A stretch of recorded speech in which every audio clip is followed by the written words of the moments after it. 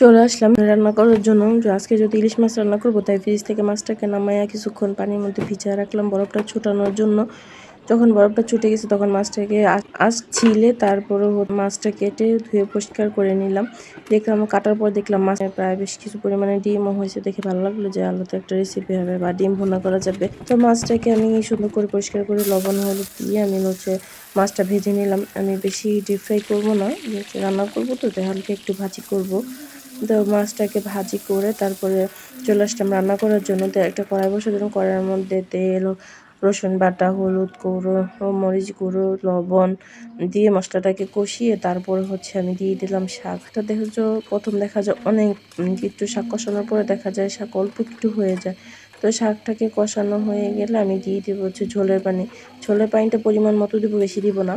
তো যেহেতু শাক থেকে তো অনেক পরিমাণে পানি বের হয়, শাকটাকে দিয়ে আমি ভাজা মাছটা দিয়ে দিব। যেহেতু মানুষ অল্প, শাক অল্প, তো বেশি মাছ দিব না। তো অল্প মাছ দিয়ে আমি তরকারিটা রান্না করব। তো আমি যে বলক চলে আসছে, ওই যে তরকারির ফাইনাল লুক, রান্না করা শেষ।